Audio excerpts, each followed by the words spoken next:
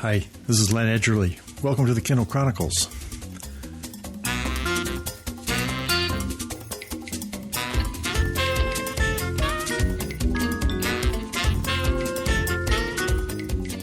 Today is Friday, May 7th, 2021. I'm in Cambridge, Massachusetts, and I interviewed Mark Sullivan today.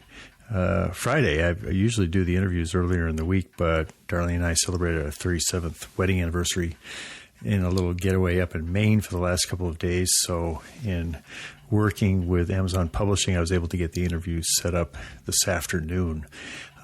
He has a book that was published just 3 days ago by Lake Union Publishing. That's part of Amazon Publishing. It's called The Last Green Valley. And it's quite a story. It's set in World War II, and he'll explain the setting, and we go into it pretty deeply. I just have a couple of other things I want to mention to you before I get to the interview, and then pretty much devote this entire episode to talking with Mark Sullivan. The previous book that he wrote, I talked to him about 4 years ago, was Beneath a Scarlet Sky. And that was a story of another real story, Pino Lella, who was in Italy and ended up working for the resistance against the Germans as the driver to a top German official. Really a gripping story. A very different kind of story, as you'll hear, compared with The Last Green Valley, but also some very striking similarities. So I'll hope you'll enjoy the interview.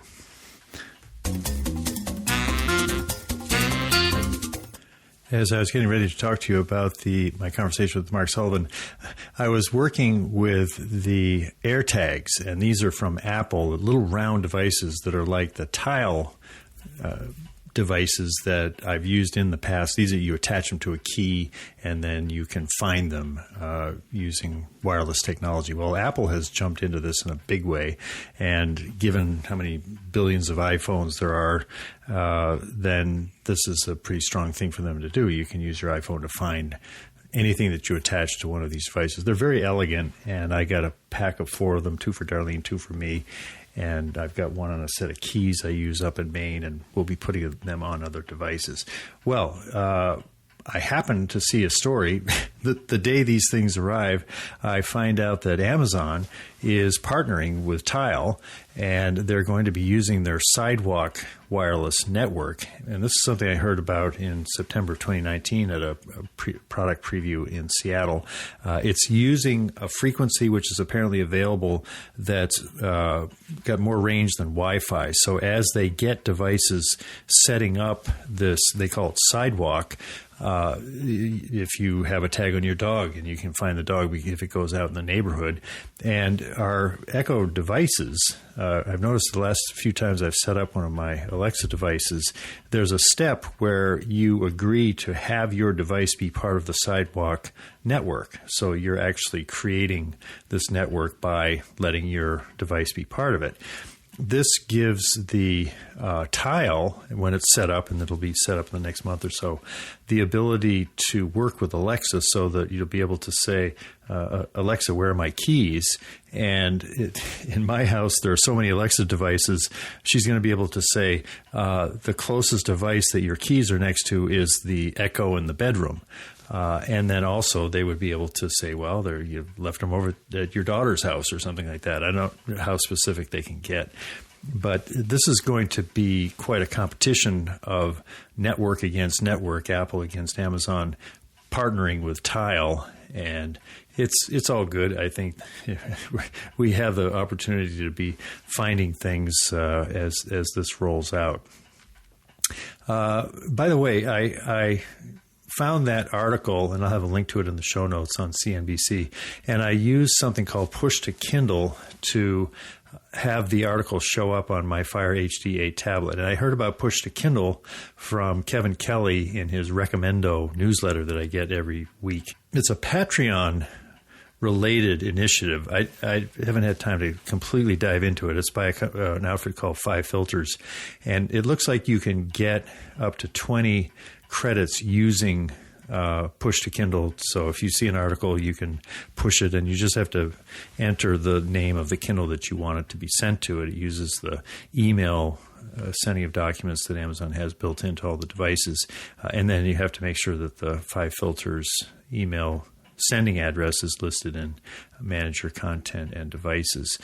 It came through very clean. I have to say that the version of the article showed up on my Fire HD8, and I was able to highlight it, which is handy because I was going to be using it to talk to you about it.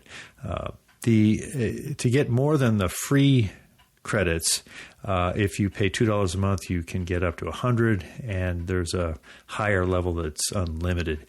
I don't think I'm going to be using this much to actually get into paying it, but I thought I'd tell you about it, and there's a link in the show notes. If you're doing a lot of reading, this looks like it's very well designed. I'll say that. It's not one of these knockoff devices. There's a lot of thought that's gone into it. So if you routinely are looking at articles on the web and you think, boy, I'd love to curl up with this article from the Atlantic or somewhere on my Oasis and really be able to read it away from my computer screen where I scan everything.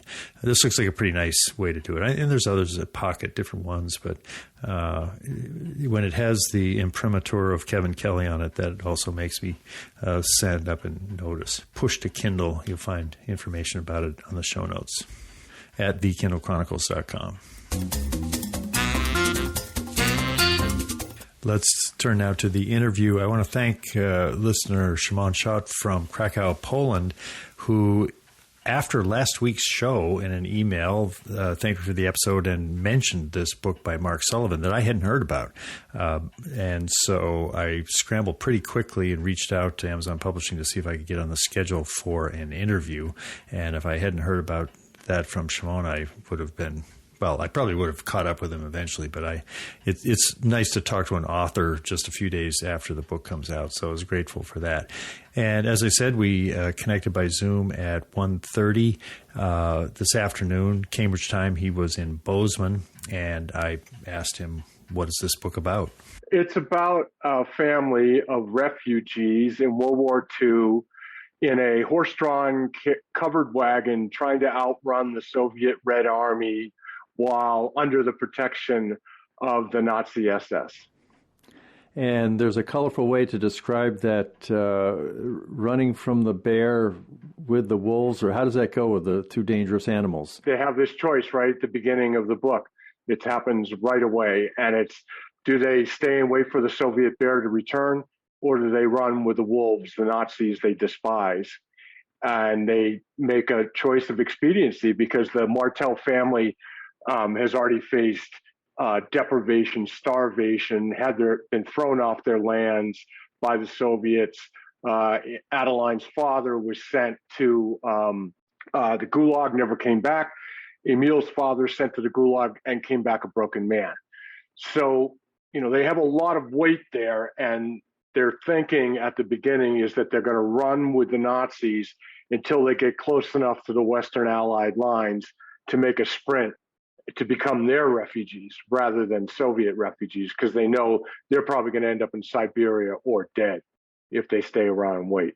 Now, did you have a chance to meet Emil and Adeline in person, or had they passed when you heard about this? They had passed by the time I found the story, but I was lucky. There were a number of recordings of them talking about the journey and what they went through.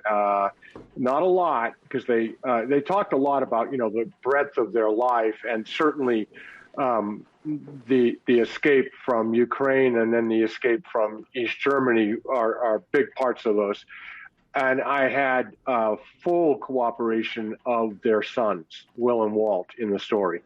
And, they were young, but they remembered a lot, and they certainly heard their parents talk about it a lot when they were younger. So they were steeped in it, and they could tell me what was happening. And then I was able to find some historians who understood a lot about the long trek. I was able to track down a lot of information in the German National Archives. There's a thing about the trek. There's a couple of museums that have fairly large displays about it as well. So I felt like I was, and then I went to Ukraine, and I retraced the journey they take in this covered wagon, which, frankly, just dumbfounded me that people could be this tough, that they would take off and be trapped between these armies, be subjected to tank battles, bombardments. I mean, you name it, they face it. And somehow they keep putting one foot in front of another. And, I think it really has to do with their faith, their love of family, their love of each other, Adeline and Emil, who tell the story. And also this passionate dream that lives in Adeline's heart at first as this place she calls the beautiful Green Valley, that they're going to, that they're going to someday find a place where they can live in peace and prosperity. And, and in many ways, this is the story of the American dream. This is what everybody who tries to come here is doing. And it'll all be worth it if they can just get there. But you haven't heard a story of hardship and challenge like this very often. And to have them actually make it is extraordinary. Well, and I hadn't heard of the Trek or the Black Sea Germans. How did they get, or they and their family end up in the Ukraine, being brought back to Germany in the first place to result in this ordeal, the Trek as it's called? Sure. So in the late 1700s, Catherine the Great recognized that Ukraine had some of the most fertile soil on earth and should be growing bumper crops of grain. But the serfs who were there at the time were incapable of bringing in big harvests. The best farmers at the time in Europe were German. So she went there and offered them land and 30 years taxation free if they came and grew for her. And what happened is the families and all these families established colonies that they lived in, the Black Sea Germans among them. And they were very isolated, right? Very, very rural area. And they actually end up getting cut off from Germany for, 100 years. They still speak German, but they speak more like Old German, and they speak Russian. So when they get thrown off their lands, by the Bolsheviks after the Communist Revolution in Russia, they're persecuted. They're starved among other Ukrainians. They're thrown off their lands because they're ethnic Germans. And they're treated horribly for close to 20 years. And then Adolf Hitler invades in 1941. And one of the first things the Germans say is, "Do you want your land back?" And they go, "Yeah, we want our land back." And so they go back to this small village. I've been there. And they start growing, and they have a pretty decent life for 18 months, other than the fact that at some point during this, they're going to confront the Holocaust. And so this is weighing on their minds, too, when they make this decision to run with them because of what they've seen. But again, it's like there's no easy answer to this. Do you stay away from the bear, or do you run with the wolves? And it's that is largely what made me fascinated by it. And again, the Martell's incredible resilience and how they dealt with these issues during the course of the Trek, and then later in Poland, and then later still in the aftermath of the war in Germany. So I could just see right when I heard the story that it was an epic tale, and that I wanted to tell it because it had the same or similar themes and similar aspects to it that reminded me of Beneath a Scarlet Sky. The story was inherently moving. It was healing in some ways. It was inspiring. And for a lot of readers, it could be transformative because what I try to do is I try to recreate the Trek so that it lives on the page.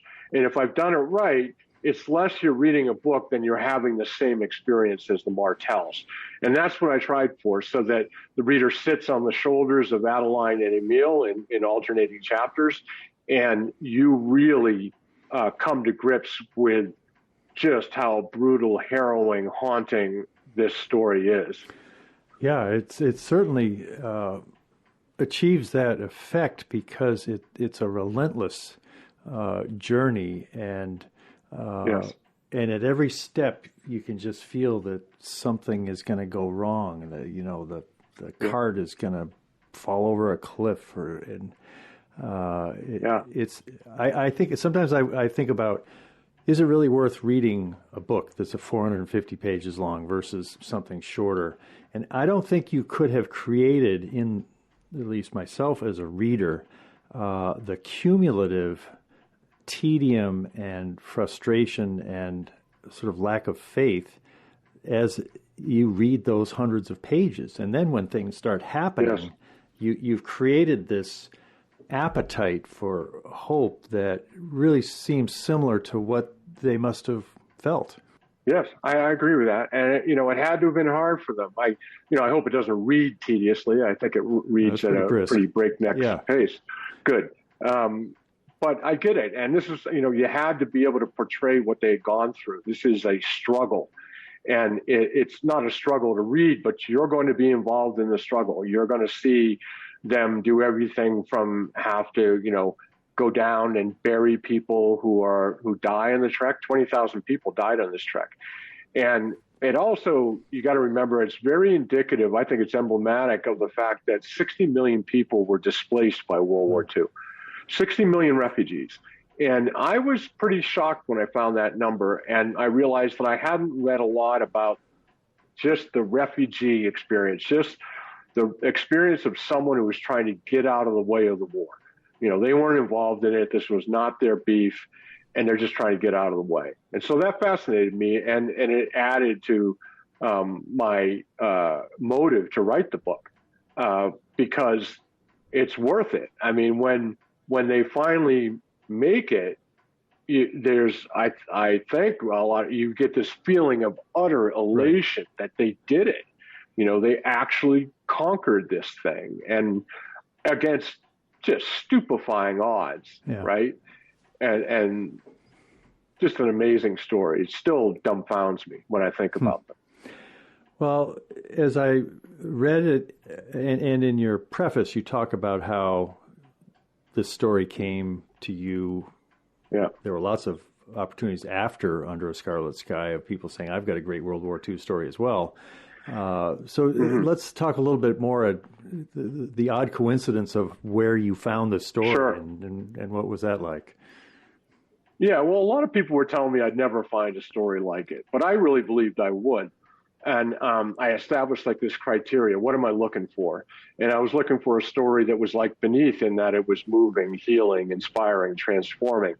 And so that became the filter. And I looked at everything through that lens.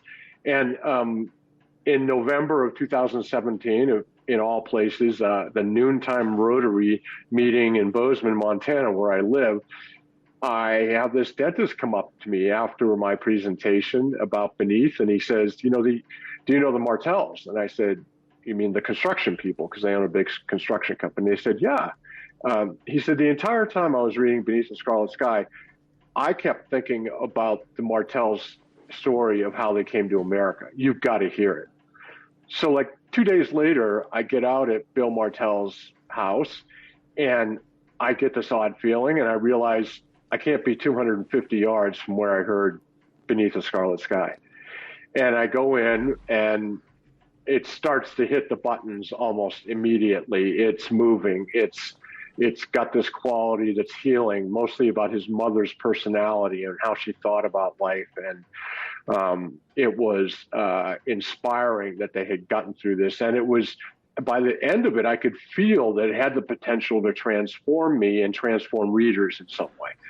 And I knew within an hour I was going to write it. I did. It was so apparent that this was a story that was just begging to be told.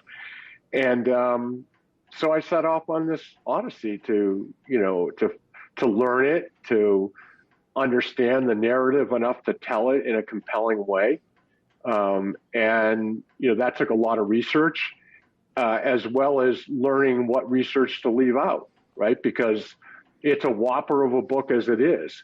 And, but it really does take you in, and it makes you see what the human spirit is capable of.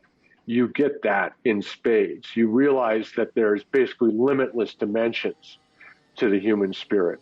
I mean, if anybody can overcome what they did, especially Emil, he almost gets to freedom, and he gets grabbed and he gets sent to the prison camp, which is just devastating. And he's screaming to Adeline, go west, go as far west as you can, and I'll find you, which, given the fact that 60 million people are displaced and everything's shifting and borders are reforming, it's unlikely in the extreme. right? I mean, the odds say that he should have disappeared and never been heard from again. And the fascinating thing to me was that Emil goes through like this transformation in the prison camp. He goes in one person who's basically been steeped in the communist ideals. He certainly has the guts enough to run, with the Germans. So he's not a purely timid soul, but when it comes to what he does and how they survive, I would describe him as timid. He's the kind of guy who's not, he's not looking to improve himself. He's not looking to display any kind of ambition, because under communism, he learned the hard way that any kind of ambition, any kind of trying to better yourself results in a quick trip to Siberia and a gulag. And, but he goes into that prison, that guy essentially, even though he's done all these brave things and we've seen him, he's still this soul that's racked by doubt, right? He at the beginning of the book, he's a man who's lost his faith. Adeline still is firmly in possession of her faith as the book opens, but he's not, and you don't know why. And I'm not going to really talk a lot about it. It's this backstory about the Holocaust and what happened when the Germans invaded. But Adeline still is very much in control of her faith until they separate, right? Until she has to walk away with the boys to try to go west, and he ends up in this prison camp and goes through this absolutely transformative metamorphosis experience where he comes out a man who is willing to take every risk to escape and come all the way back across Ukraine and Eastern Europe, and then to make it to freedom, only to find out that his wife's on the wrong side of history, and the boys too, right? And now she has to make one of the gutsiest moves I've ever heard anybody make. Right. And she does it. And she risks her life. She risks her boy's life, and she makes it. And it's just one of these extraordinary experiences, which is what you get in the book. Again, don't go to it expecting to read a story about it. You're going to have the experience of being on that trek with them and being in the prison camp and having to run across from Soviet occupied Germany into the British zone while it was heavily guarded by Soviet soldiers. So. One thing that struck me in thinking about the two books together, the protagonists are really different. I mean, Pino is part of the 1%. He's a 17-year-old who's just bulletproof, and his response to the situation in Italy and getting involved in this very intense, basically he's a spy driving a high-ranking German official.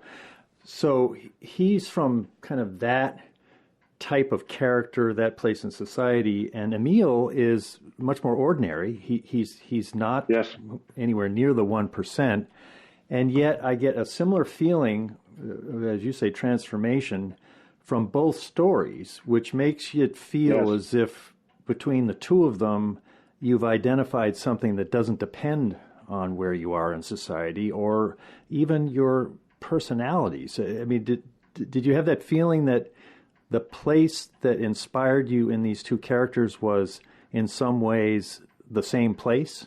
Yes, the soul. I mean, their just ability to rise to the occasion, their resilience, their dedication to one thing or another. Pino Lella had all sorts of dedication just to his common man. He's just that kind of guy.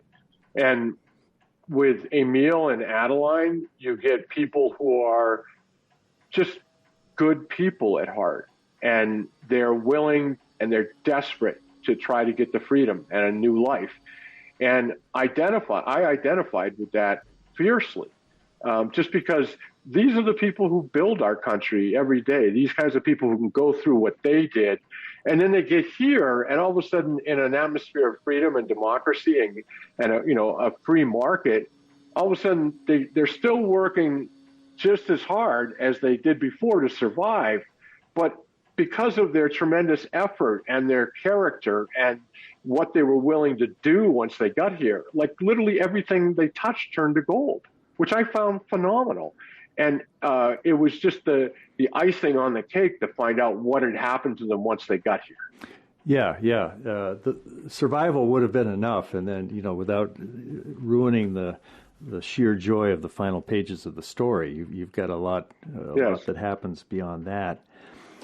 There are intersections with this time in history with the current history or recent history, and I'm thinking specifically of Ukraine, which figured in the impeachment controversy, and then I think up until recently there were 100,000 Russian troops on the border of Ukraine in a very menacing posture. They moved back some. Yes. When you compare the tensions in that part of the world now, having immersed yourself in that history from the 40s, does it make you more anxious about what could be coming for Ukraine and Russia, or how does that filter help you understand it? It does make me more anxious because everybody that I could study from Catherine the Great onward wanted to control Ukrainians.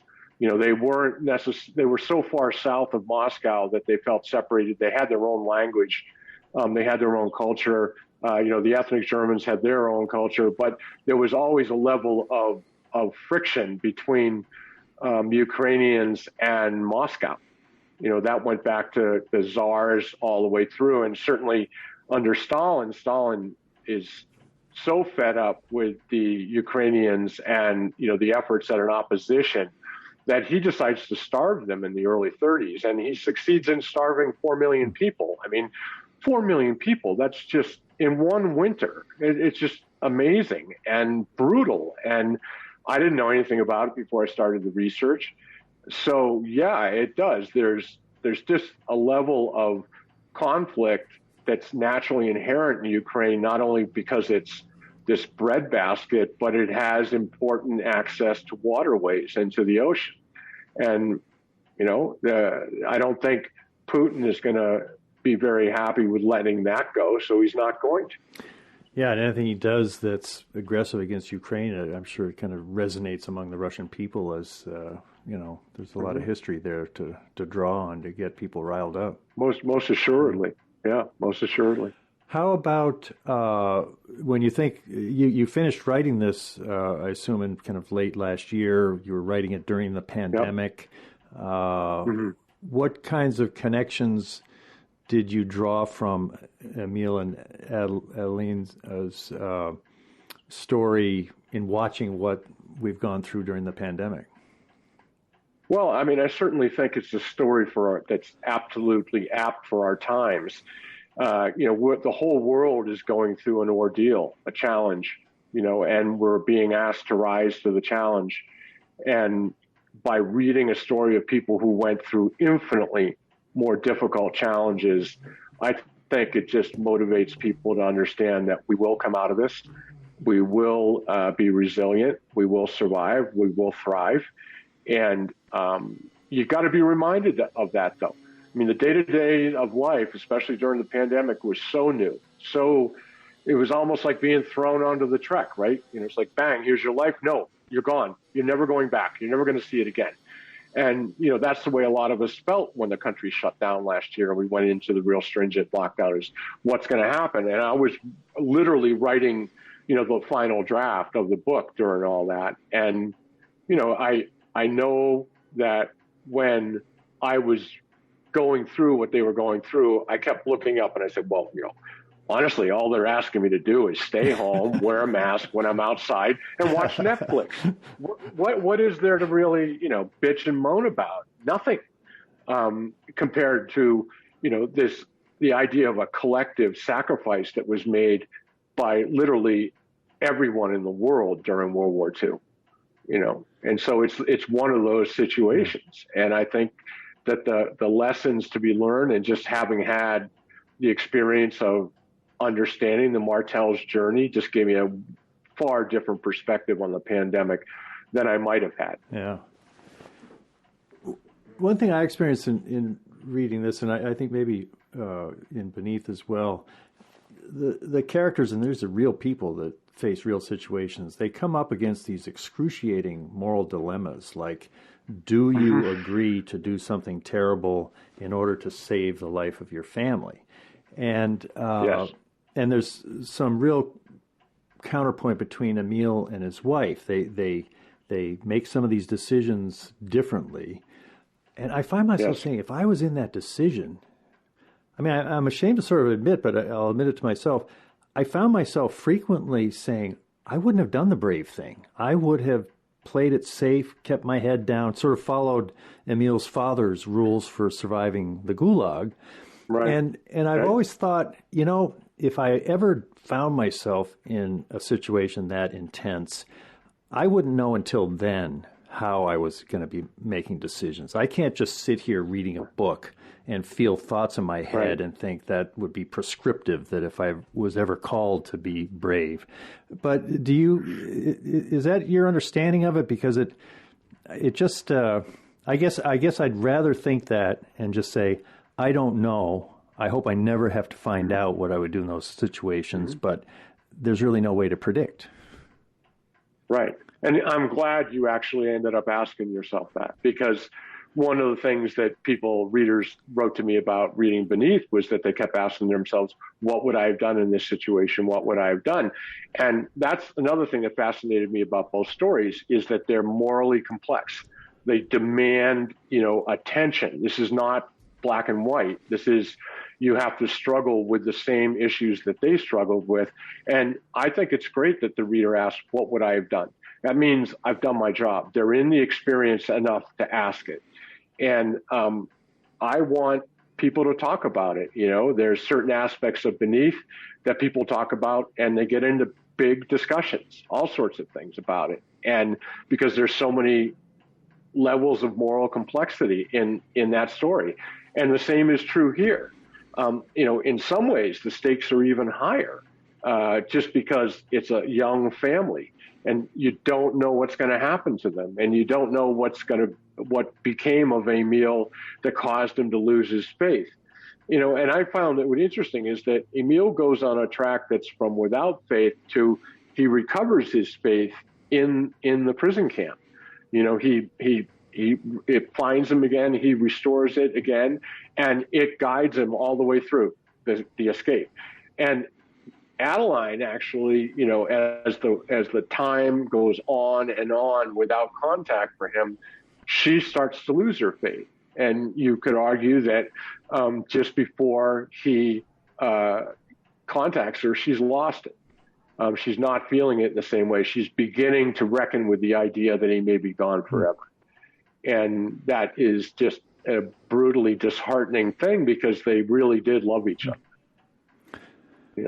I'm fascinated because in this story, you got to know and work with the sons, sort of the second generation of the parents. And as the story starts out... And the grandkids. And Bill and Walter are like 4 and 6 years old when this starts, when they first begin the trek? 4.5, 6.5. 4.5, 6. What has being able to see the story in a finished book like this meant to Bill and Walter and their kids? Are they seeing their family in a new light, or what's been the impact? Because I'm sure it's been a powerful one. They've heard these stories all their lives, and now here's an artistic version, buttressed by research and all the rest of the stuff that you did. What did you see in terms of the impact on that family? Well, they're blown away, first of all. Bill and Walter love the story. They love what I did with it and how I wrote it, so that's gratifying. Because I felt a tremendous responsibility once I understood the scope of the story, that I was going to tell it right. I was not going to make this a shortcut. It was going to be the story. You were going to have the experience all the way through. And, for them, it was a reminder of just how remarkable their lives were and just how blessed they were first of all, to have survived it with the family intact, right? And, on the right side of history, all this way through, I went to Ukraine with the two brothers, right? And we tracked down this little village where they had lived. And we took this horrendous drive up one of the worst roads I've ever been on. And that's saying something, because I've been on a lot of brutal roads. And we get there, we find the ruins of their farmhouse. That's, one of the first things you see in the book. And the well and the root cellar that their father had dug that they distinctly remember. And for me to be there when the brothers confronted, right, the beginning largely of their life. Not really their big thing in life began when they ran.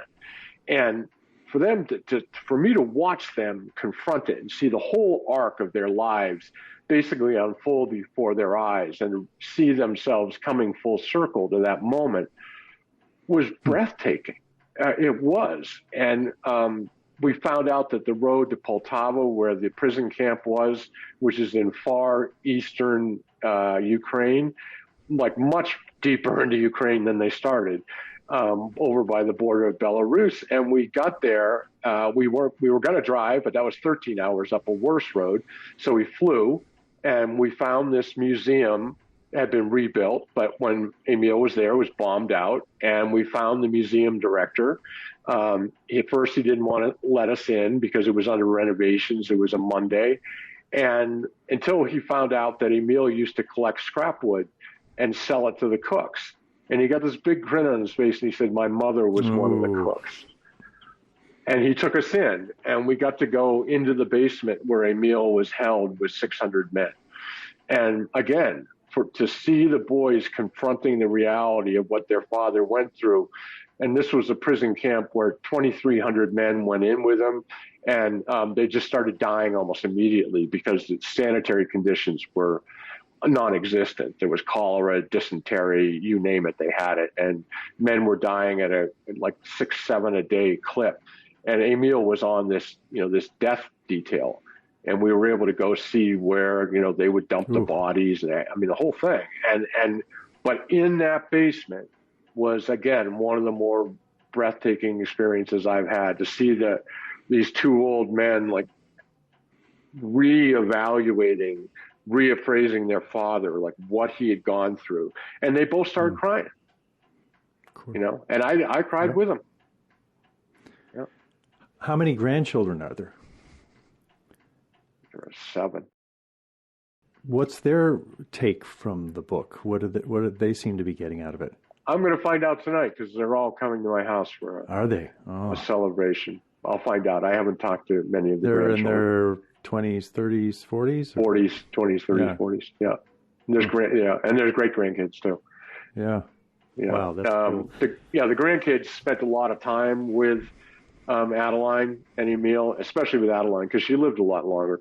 And so some of them spent a lot of time and heard a lot of the stories from her. I interviewed them at length as well. It's kind of a love story to Bozeman as it develops, and the family's known. You're known in Bozeman. Is this becoming sort of a local event as the book comes out this week? It's interesting. The pandemic has decimated newspapers. The newspaper is, they're shorthanded. I think they lost 3 reporters during it. So there's not much going on there, but we did a deal at the Country Bookshelf, which is my favorite local bookshelf. It's a great place, and they've been hugely supportive of me for, the past 22 years. So we did a deal there. We're celebrating tonight with the Martells, and I'm doing a lot of Zoom stuff. Yeah. Because that's what you can do. And just talking a lot about the story. Would you have been able to take this story to a different publisher than Amazon Publishing under your contractual agreements, or was it just assumed that you'd do it again with them? No, I could have, but I was so impressed with what they did with Beneath that I just said, this is a different kind of publishing experience, and where I'm really asked to participate. I get a say in the covers, I get a say in the jacket copy, I get a say. Ultimately, it's my call on what we're editing and how we're developing it, and I feel like it's very much a partnership. Well, and the other thing I remember you saying, I think, is your eldest son had pushed you toward Amazon because the possibility of reaching as many readers as possible. And I think you had as a target, or you were excited that it was going to be translated into 11 languages. I think now it's in 37 languages. That's right. What other things did you observe in terms of Amazon's ability to put that story in front of as many people as possible? And now I'm sure they've got a plan to try to do the same thing for.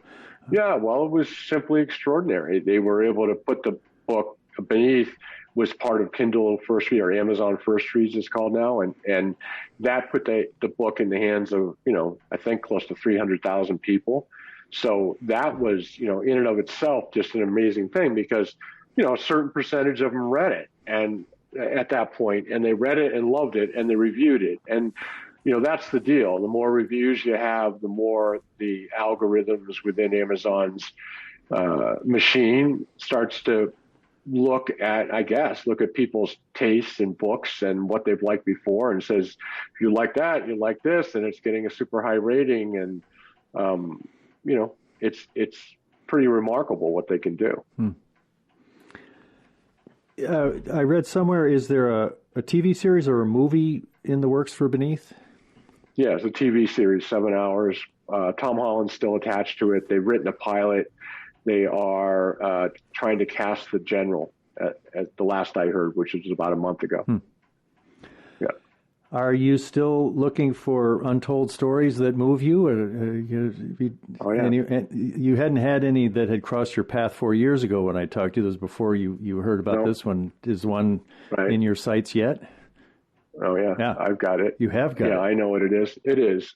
It's in fact, I'm going to Africa next month to track it down and tell the story. Huh. Yeah, I'm going to Uganda. It's a story of a 13-year-old boy and an 11-year-old girl. This is about 25 years ago, who get kidnapped by this messianic warlord, and they get turned into child soldiers. And it should be like a dehumanizing experience, but the two of them somehow managed to hold on to their humanity long enough for them to meet about 5 years into the ordeal. And they fall in love and they start having children. And through that experience, again, the human experience, they escape. And when they escape, they get out. She gets out first with their kids, and then he gets out. And they go to work with CIA agents and the SEALs to try to end child soldiering forever. Wow. Whew. That sounds incredible. Yeah. I'm wondering when I'm doing good things, there's sort of a crowd of demons that clusters around, casting aspersions on my good efforts.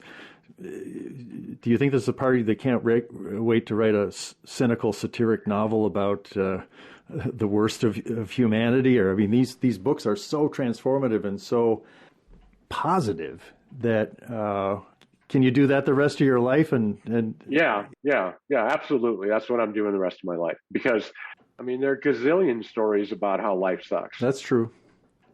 I don't tend to agree with it. My life doesn't suck. I'm blessed. Yeah. It doesn't. Right. But it did at one point because I thought it did. Yeah. I thought it did. That's how I went around looking at life, was that everything was wrong. And that got me nowhere. That got me nothing but right on the verge of suicide. So if somebody wants to write that book and there are people who want to read it, God love them. Go for it. I'm probably not going to read it. I'm interested in stories of, giant challenge, ordeal, and ultimately triumph of the human spirit. I think those are the stories that change people, that remind them what a miracle this is, even the difficult stuff. It's a lot of it depends. You can't evaluate what's happened to you in life until late in life. I'm sorry, you can't. And that kind of looking backward perspective is almost always stunning, right? If you have clung to a dream and that you constantly work toward, you will see the effect of it in your life. I've seen it in my life. Once I stopped thinking that way, my life just opened, in ways that I never expected. Well, and I was so struck last time you talked about the desperate spot that you were in personally. Your brother had died, and your career was sort of foundering, and you prayed for help, and you prayed for God to give you a story, and then your wife dragged you to a party. And there's an echo of this. I've been in AA for a long time, and when Bill Wilson was dragged to meet Dr. Bob in Akron, it was sort of the same thing. These people say, "Oh, you got to meet this guy," and and they talk for 3 hours and they form AA together, But that time, your prayer was answered in a stunning way. You pray for a story and it arrives. As it has happened the second time, and now I'm glad to hear a third time, is it the same miracle, but it's somehow different because it's not the first time it's happened? It's the same miracle. I mean, I didn't have to get this story. I mean, what are the odds of finding a story 250 yards, from where the other one was that's just as impactful? I mean, my agent told me to go knock on every door in that neighborhood. I had a career ahead of me, right? Yeah. But, I as soon as I heard it, I knew. Yeah. I just knew in my gut what it was and what it could become, and that it was another one of these transformative experiences. I could see it in Bill Martell's face when he was telling it, and I could see it in his life. The results of it in his life and what it had meant to him, and it was just one of those things where I knew, and I honestly believed that stories were going to come to me, and they were coming to me at an amazing clip. But I was looking for a specific kind of story. I was looking for a story that had this triumphant aspect to it, that they overcame, that they conquered, that they endured, that they did something that most people would just find absolutely impossible. And I found it. Yeah. Right? It came and knocked on my shoulder in a Rotary Club meeting. I mean, I don't know. And this, and the story in Africa came to me. In the same neighborhood? No, not the same neighborhood. But here in Montana. Yeah. And again, in an odd way, my oldest son, who is about to publish his first novel, great. I'll give him a plug, The Sleeping Bear, Connor Sullivan, cool. Great book. But he was a high-level ski racer, and he went to this ski racing academy in Salt Lake, and he lived with a host dad. And the host dad had, over the course of his time with this school, hosted 27 teenage boys over like a 25-year period. So this guy knew more about raising teenage boys than anybody I'd ever heard of. And one of the early boys was this guy, Eric, who's a friend of ours, who eventually went to Annapolis and eventually became a SEAL and eventually became the commander of SEAL Team 6. Oh. And when the host dad died, my son and Alan were two of the executors of Alan's will. And they became very close. And Connor hears this story of when Eric was sent to Africa by Obama to try to hunt Joseph Kony, the warlord. And he goes up to a fruit stand one day and he's buying fruit. And there's this guy sitting there and, well, what are you doing here, right? And he says, well, we're here looking for Joseph Kony. We want to end child soldiering. And the guy looks at him and goes, I can help you. Ooh. And it was Anthony. Wow. And he said, I was Joseph Kony's radio man for 10 years. Ooh. And the story starts coming out. That starts coming full circle to Pino Lela. Yeah. Huh. Wow. There's it feels like you're a character in a story that's being written, and you're being very open to the next right move, it seems. Yeah. Well, anything else you'd like to add that we haven't talked about, or the rollout of the book, or what you hope people get out of it? I hope that people come to the book wanting to have an experience, because you will be in that covered wagon on that trek, and you will be forced to face a lot of the same moral quandaries that the Martells faced. But ultimately, this is a story for our times. This is a story that people can read and come away stronger, mentally, spiritually, and ready to face whatever the world puts in front of them. And I don't think there's a better message than that. I agree. I have been speaking with Mark Sullivan, author of The Last Green Valley, a novel published this week by Amazon's Lake Union Publishing imprint. Thanks very much, Mark. Thanks for having me. I really appreciate it. That was an inspiring conversation. The book is inspiring. I listened to a fair amount of it on the Audible version. There's a really great narrator of the story. And so as we were driving up to Maine and back, some of it I listened to that way. That's also highly recommended. My guest next week is going to be Brad Stone, whose new book is going to be published next week, and I'll be talking with him on the 13th. This is his first book was The Everything Store, and this one is Amazon Unbound, Jeff Bezos and the Invention of a Global Empire. Release is on May 11th. I'll point out, and I've got a link to it in the show notes, that Brad is going to be interviewed by Stephen Levy Wednesday, May 12th at 8:30 p.m. on Clubhouse. And this is quite a intriguing event for me. I'll definitely be there to listen to it. If I have a chance to ask the question, I might, although I don't want to give all my good questions to the Clubhouse event when I'll be sitting down the next day to talk to Brad myself. But I will be interested to see who's in the audience and, what questions are asked from the audience. And Levy is interesting because he was famously kind of not the biographer, but he had a relationship with Steve Jobs about Apple that gave him real access to Jobs and insight into the early days of Apple. Insanely Great was one of his books. And the relationship between Levy and Jobs appears to be quite different than the one that Brad Stone has with Bezos. And that I think will be something I'll want to talk to him when I have a chance to. But that makes me also very interested in what kind of a take Stephen is going to have on the book. And Brad put out a tweet. He said something about, he mentioned the Clubhouse event with Stephen Levy, and he said something to the effect of, I'll admit to being nervous about this one. Maybe he's nervous about being in Clubhouses. It's kind of the Wild West and anything can happen. Elon Musk might show up. Who knows? I will have another conversation. We've moved them to Mondays now, so the chance to talk about this episode and Mark Sullivan's book, anything else you want to talk about, will be Monday next week. That's what, today is the 7th, so that would be 8, 9, 10th at 1 p.m. Eastern Daylight Time. And you can find, there'll be a link to it in the show notes. You can also get to it by looking for the Reading Edge Club at Clubhouse. These conversations are great. Last week there were about 6 of us, and I learned a lot about the interview by talking with the folks that show up, and it's very cordial. It is like a salon, and we just get together from time zones all over the world and have a little chat. So I hope you'll join us.